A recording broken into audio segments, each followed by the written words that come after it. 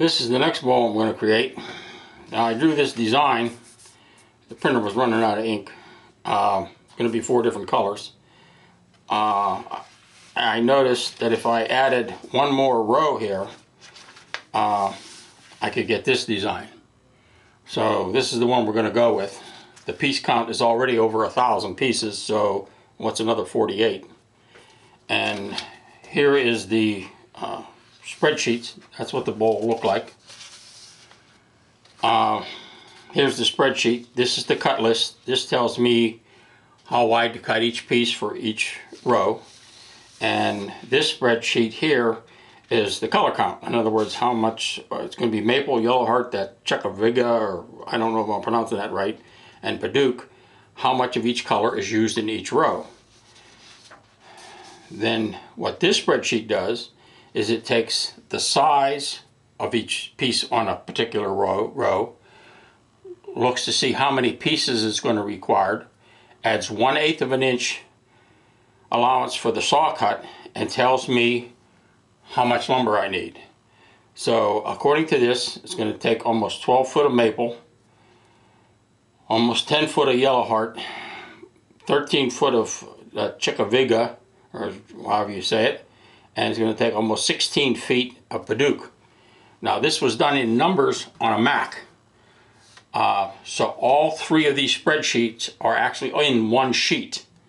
I didn't do it all in one spreadsheet because it would have been so wide, it would have been hard. I'd had to print it and it wouldn't have looked good. It would have been hard to read. So I know I'm going to get asked for it, so I exported this into Excel. Now once you do that, you actually get 3 separate spreadsheets. But when I make a change on one, it does change on the other. So it does look like it'll work on Excel, but I can't guarantee that. So next what we're going to do is we're going to cut for the first row, and then I'll most likely show you how I'm going to cut these pieces all at a 45-degree angle. So with that, we'll get to making a bowl. This is what the spreadsheets look like in numbers on a Macintosh. You have 3 separate sheets, are all in one sheet. You can't do that in Excel. Now this is the double waste block, and this will be the actual base of the bowl. Now I get a lot of requests to actually show more turning in my videos. I would suggest, if you would like to see a lot on good turners, either watch Eric Anderson, the Naked Turner, although he's not really naked, or Alan Stratton as woodturns.com. Either one give very good demonstrations on actual turning techniques. I'm just a klutz bumping along here, and I would not want to demonstrate something that someone would copy and actually get hurt. But I will try to show a little more. Now we're going to true this up. I want exactly 4 inches.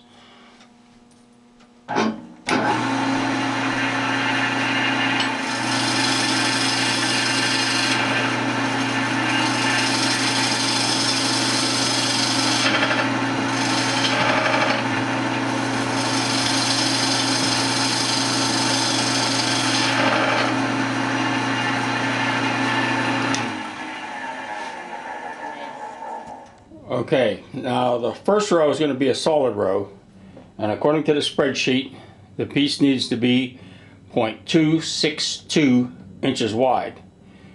The saw curve that saw blade makes is 0.093. So if we add that to the 262, we come up with 0.355. So I set the caliper to 0.355, and I put it between the sled and the stop block.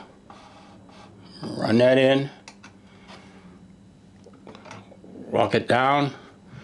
Now we'll make a test cut, and that'll at least get us in the ballpark. So I'll make a test cut, we'll see how that turns out. And that's the first test cut. So I'm not going to argue about a 1/2 of a thousandth of an inch. So I'm going to cut 12 pieces and make sure that the sled hasn't changed since the last time we used it. If that works out, we'll start cutting good lumber. As you can see, the first 12 cuts came out alright. So the spreadsheet says for the first row we need 12 of each color. So next I'll proceed to cut 12 of each color and we'll start putting the first ring together.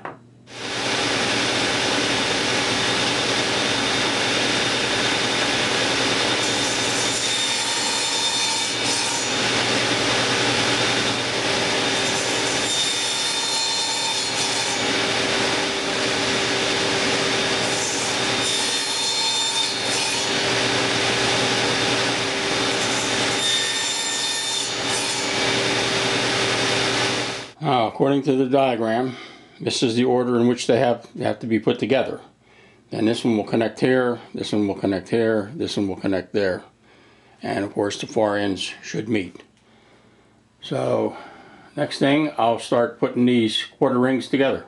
You've seen me do this in several other videos, so I don't know if I'll show that or not. If I do, I'll just fast forward through it so you don't get bored.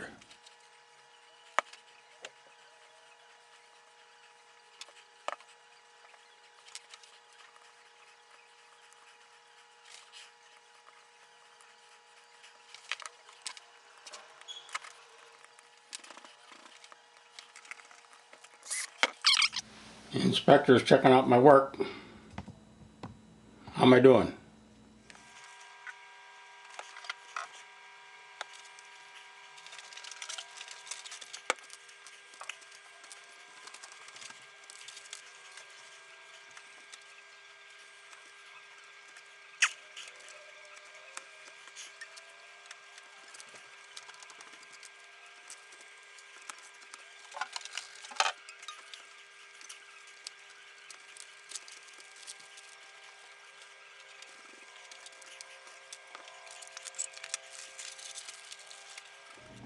Now, since we have this turned 4 inches in diameter, and this is 4 inches in diameter, we can put little hot melt glue blocks here and help us keep that thing centered while the glue dries. Okay, the first ring's been glued to the base, and we'll leave that dry overnight, and tomorrow we can start adding rings. Now, before we put the first open segmented row on, all we have to do is trim this up on the outside and smooth this face.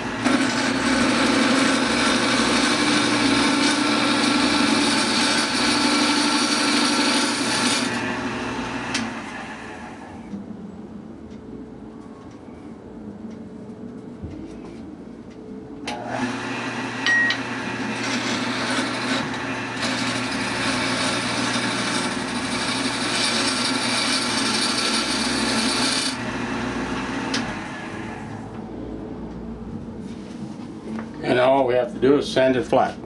As you can see, I drew a little black line while the lathe was spinning, and this isn't on there straight. It must have slipped somehow. You can see it's faded on this side. I'll show you what that looks like when you put it in the open segmented bowl jig. So the only thing we're going to be able to do is turn this all off and start over again. We got to get it straight. The first row has to be perfect. Now, by this being off center, watch this where the red meets the white. There's a little crack to the inside. A bigger crack to the inside. Even bigger. See the difference?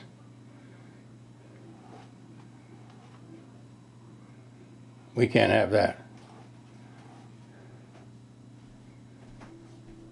So what I'll do is I will just turn this off and we'll make a new first ring. And try to be more careful next time. I turned that first ring off, resurfaced this. You can see the black dot where the center is. And I put the long arm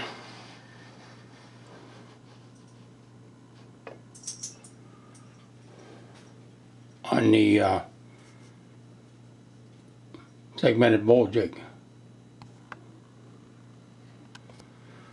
So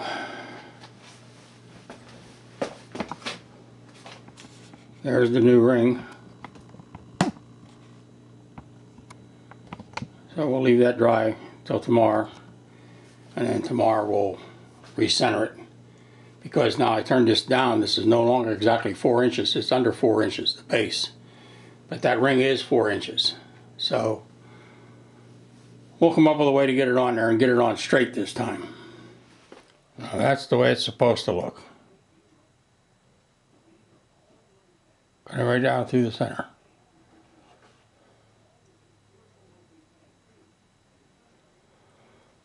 Okay, well, we got that straightened out. Now we'll try this again, and this outside edge should turn evenly off.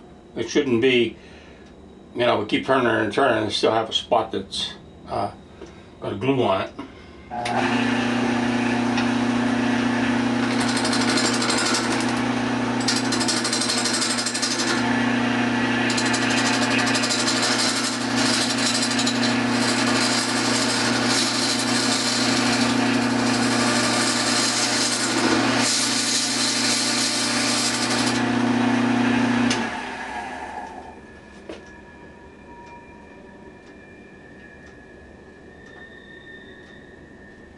Now that's the way it's supposed to be.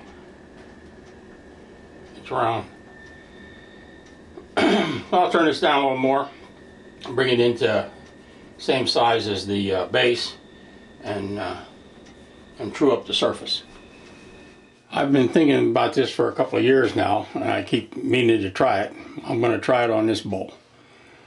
The next bowl is going to take pieces 3/4 of an inch wide and 1/4 of an inch thick. Put it on the bowl, and if you cut this at a 45-degree angle, of course it'll work at any angle. Cut this at a 45-degree angle. I'm wasting, add this piece to this piece of waste that I cut off in the lathe. That's 1/4 square inch. So I'm actually wasting 33% of this piece of wood. So what I've thought about doing was cutting these, when I ripped the boards, cut them at a 45-degree angle.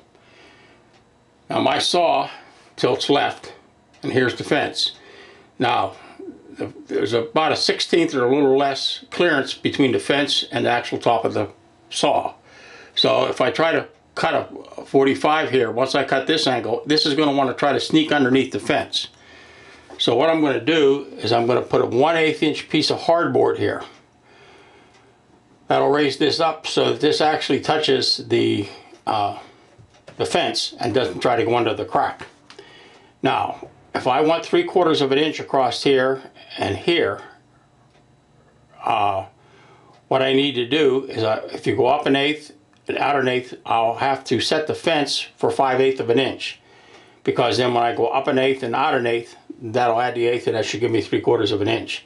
So that's what we're going to try to do, and we'll see how this works out. Now, I did some calculations, ripping the board and everything, and it doesn't come out to actually 33%. It's more like 25%. But this wood is so expensive, saving 25% is a significant savings. So we're going to try it, see how it works. Can't no more than screw up. So we're going to do that next. I have a piece of hardboard on top of the table, stuck down with double-faced tape, and the blade protruding up to just enough to cut through the, make the 45-degree angle. And no, I'm not 100% sure it's perfect 45, but it's just so we're close. It really doesn't matter that much. Okay, I have a bunch of these short pieces of Padauk that I want to use up. So I'll show you how I do this.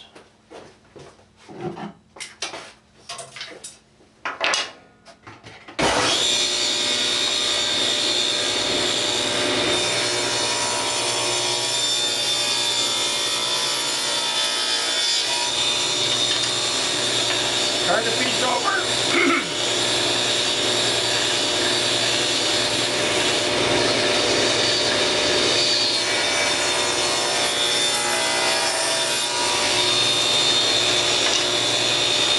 That's it. Another thing to pay attention to is when you're starting a new strip, you would think, well, it doesn't matter which end you start from, but it does. If I start from this end over here, the high point's on top, the pointy part, and it rides high on the board on the miter gauge. But if I rotate this 180 degrees, now the pointy part is on the bottom and it wants to go underneath and could possibly lift this because this isn't held down. So it's a good idea to pay attention on which side of the board you start with. There's the pieces for the first row in the order in which they get applied to the bowl. The first row's been put on. Now on my table saw, I have this piece of oak and a 1/4-20 bolt into a T-nut. So by this being a 1/4-20, 20 threads per inch, every time I turn the hex head one flat, I should get 0.0083 thousandths of an inch in that direction. So the next row has to be 24 thousandths bigger than the row, the first segmented row. So I'll turn this 3 flats, loosen the fence, and push it against the bolt.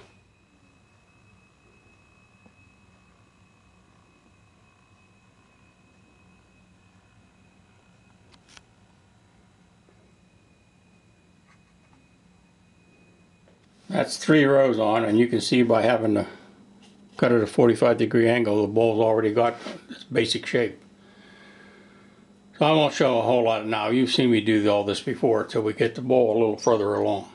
The inspector's keeping a close eye on me now that I screwed up. At this point I have 8 rows on. I'm going to show you how I modified the spreadsheet to tell me how much wood I still need. This is how I redid the spreadsheet. We have 8 rows on, so I have to rip more lumber now. So it tells me we need 77 inches of maple, 48 inches of yellowheart, 69.5 inches of Chakte Viga or whatever, and 100.5 inches of Padauk. So I'll rip some more lumber, and it gives me a rough idea of how much I need.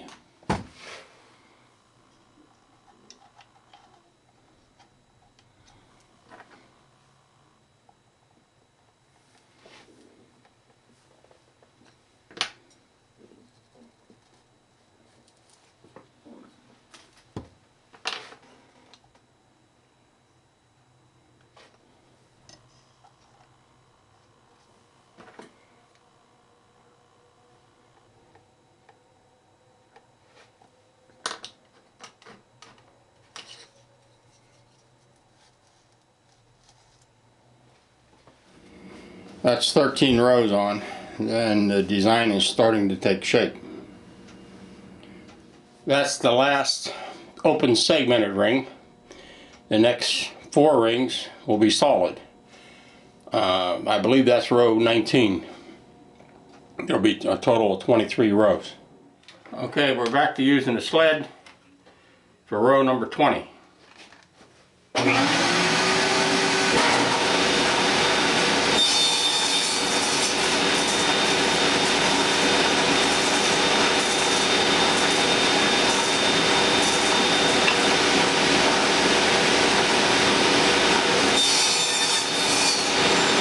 That's ring number 20, all ready to be glued together. So we'll do that next.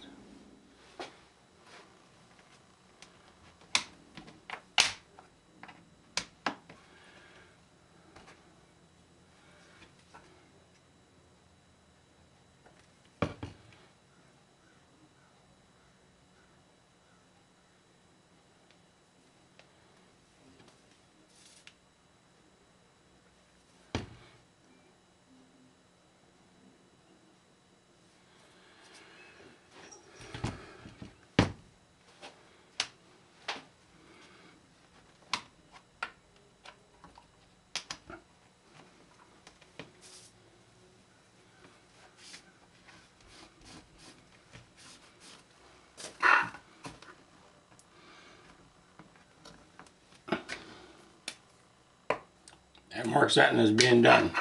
Now I have this side all penciled in, covered with pencil marks. Start the dust extractor. Stand it flat.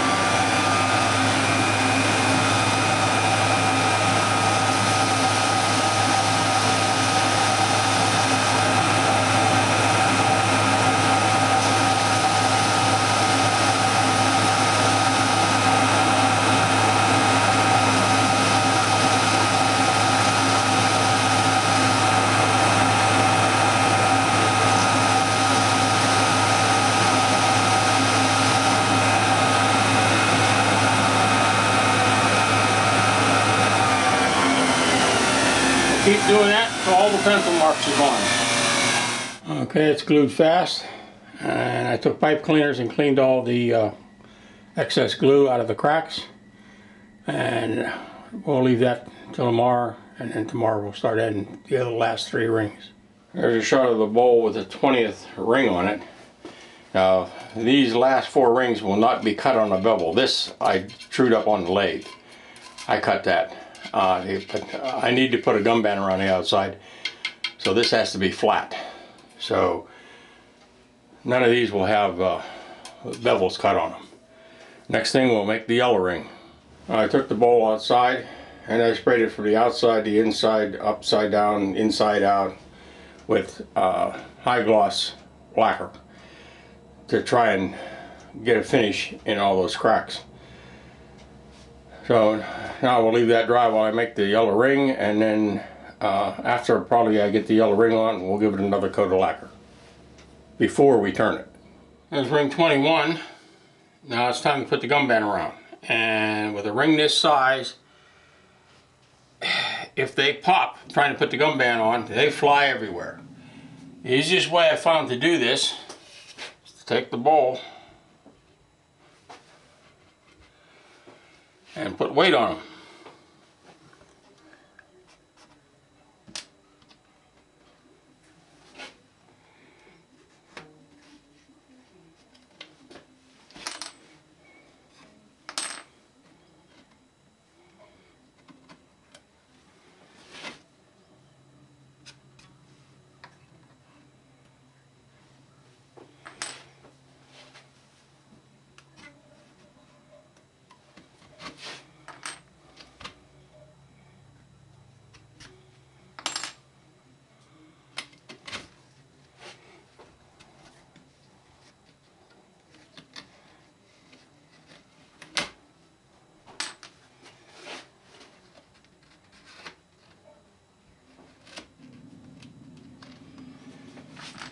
Now, are we home free? Not necessarily. We have to lift this very, very carefully.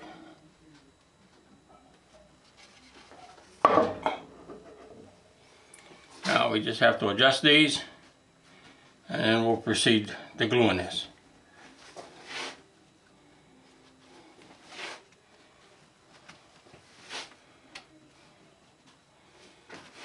Okay, I'll even these up a little better.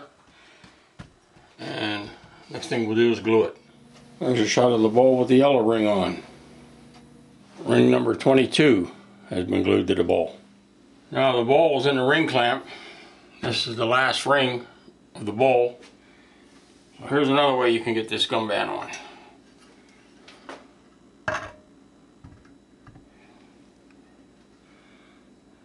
This is even heavier.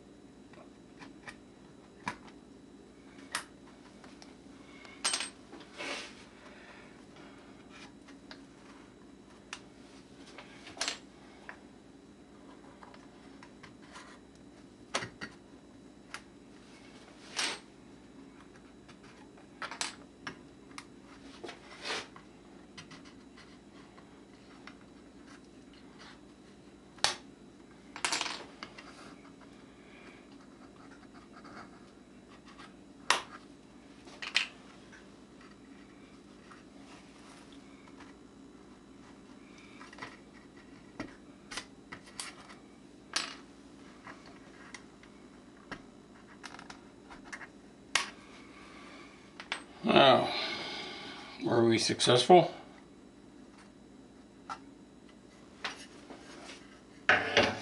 Pretty much. All we gotta do is straighten this out and glue it up. The last ring has been glued to the bowl, so we'll leave that dry at least till tomorrow, and then we can turn it. Now all the rings are put together. I just took it outside and sprayed it again with high gloss rattle can lacquer. So after that dries, we'll leave that dry till tomorrow. After that dries, we will proceed to turn it. Okay, now we're ready to turn it. First thing I'll do is smooth this off, like this perfect is, and then we have to knock the corners off here. Of course, the rest of the way we don't have any corners to knock off, so that should be fairly easy to do.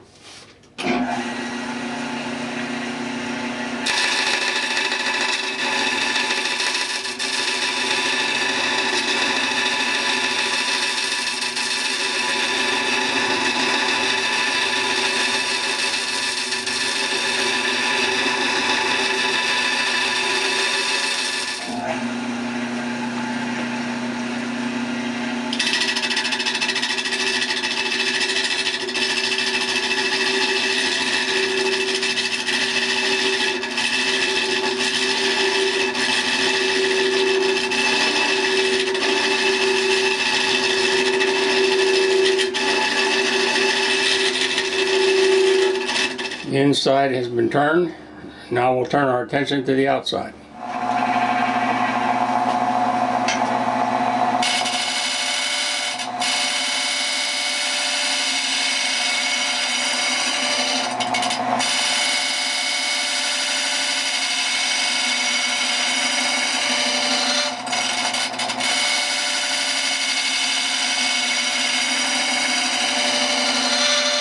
And there's a little button that goes in the center and the bottom. There's a shot of the finished bowl. We'll start putting sanding sealer and wipe-on polyurethane on it. The little button's been installed. I believe it's 1,106 pieces. I'll give you a shot of the outside. And that's a shot of the outside of the bowl. So now we'll proceed to put a finish on it. There's the bowl with 3 coats of sanding sealer and 3 coats of wipe-on polyurethane. Now all we have to do is finish cutting the bowl away from the waste block. There's a shot of the bottom of the bowl before we turn it.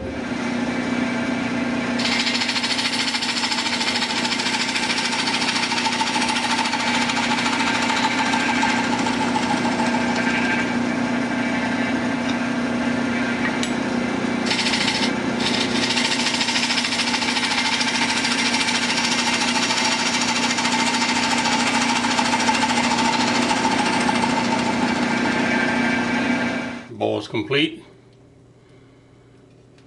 Contains 1,106 pieces. It's been signed. So once again, I'd like to thank you for watching. And Here are some of the photos that people have been kind enough to send to me.